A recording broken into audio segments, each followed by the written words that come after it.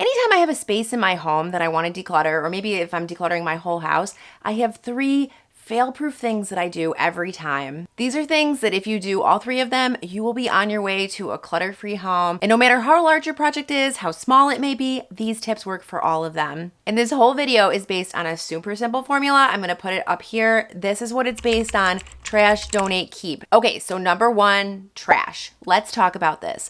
This is the very first step, and you will hear so many decluttering experts tell you that this is where you need to begin. You need to clear out the trash that is clouding the view and your judgment of the things that you have. If you have trash amongst the treasures, you can't tell what's a treasure. Everything's gonna look like trash. So you're gonna grab a black garbage bag. The reason why I say black is you don't want anybody going through it later and trying to fish stuff out of it. So I like to use a black one. And you're gonna take things and you're gonna start with the actual trash. Maybe you have wrappers, old cups, just things that belong in the garbage, and you're gonna collect them and put them into the trash bag.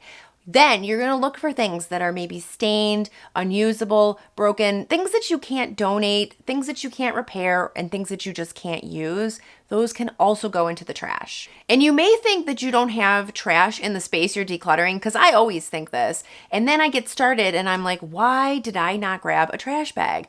You haven't been in that space theoretically in a while, and so you don't know what you may find that's trash in there. And I always end up filling up a huge bag, even in my attic.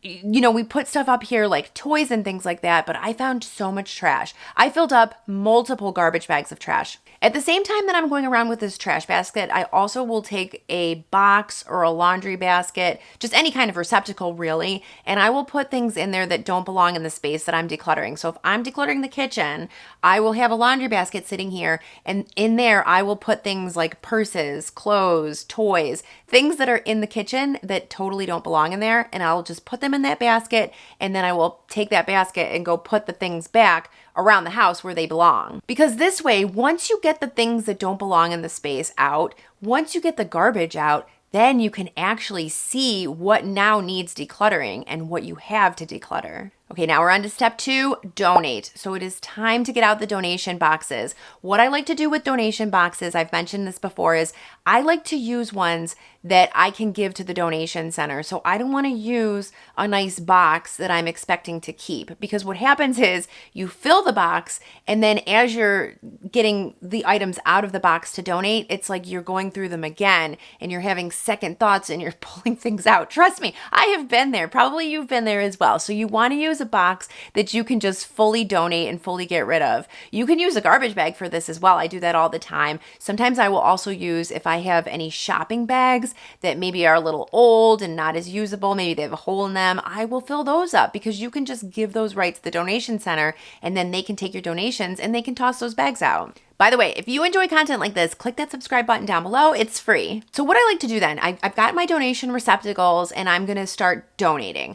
I like to go in and I start with the things that I know I want to donate. So just for some examples, clothing. If you've got things that don't fit you anymore, if you've got things that you definitely want to donate, maybe in your kids' room, clothing that they've outgrown, start putting the things that is 100% yes, I'm donating these, I'm getting rid of these. There are things around our home that we know we need to donate. We've been thinking about them and planning, even if we haven't taken action yet, we know we're going to donate them. So start there, because that is a quick decision and a quick win. In my kitchen, for example, I had some areas of my kitchen that I decluttered recently, and they were just things that I knew I needed to do. I knew I had way too many mugs, and I had some mugs in mind I wanted to donate. Same with glasses. A lot of glasses I wanted to get rid of, as well as some plates. We have so many plates. I ended up getting rid of some of them because we just don't use them. I also got rid of a lot of the plastic for a variety of reasons. One of the reasons is the kids have grown up a little bit, so now they're using glass things. I don't need to worry that they're gonna break things, and even if they break things, I don't really care. I do wanna get as much plastic out of the house as possible, because I'm just worried about all the chemicals in the plastic, and I don't wanna be eating off of plastic things anymore. While you're going through your home and donating these items,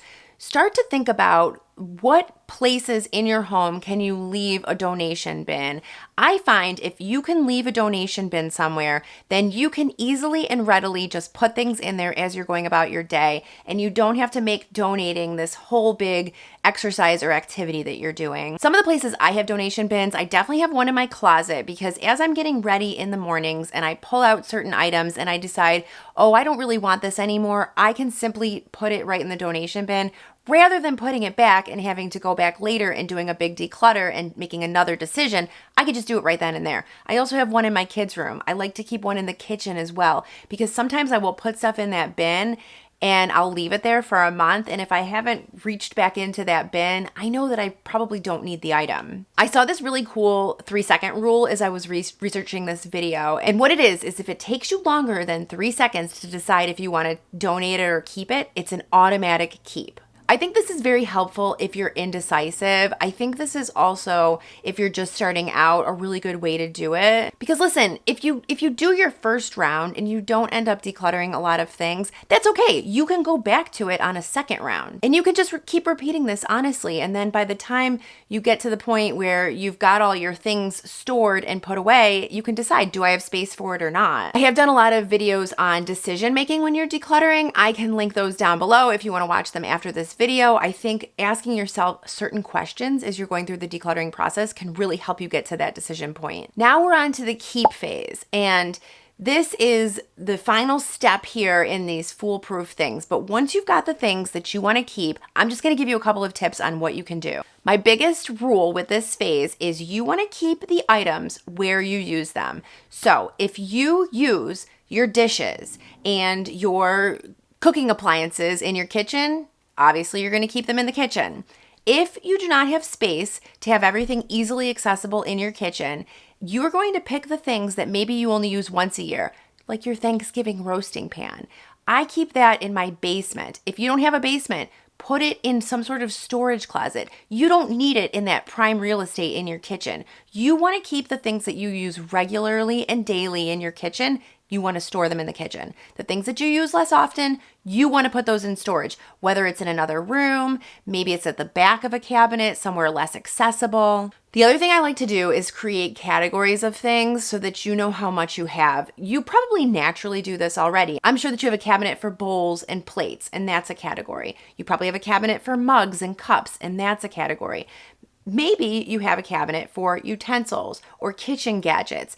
Create these categories so that you can get a picture of what you have and you can see, do I have too much in this particular category? Is there anything in this category that I maybe shouldn't keep and maybe should get rid of? If not, it's okay. But just categorizing your things can really help you see what you've got and help you understand how you're using your items. And obviously, keep your most used items accessible. Again, I have to keep saying that. If you have things you do, I bake a lot, so all of my baking supplies are at eye level. I open my pantry and they are right there. I keep other things up higher where I can't reach them, but I don't use them every day like I might the baking supplies. At the end of the day, decluttering is so personal, and I have said this before.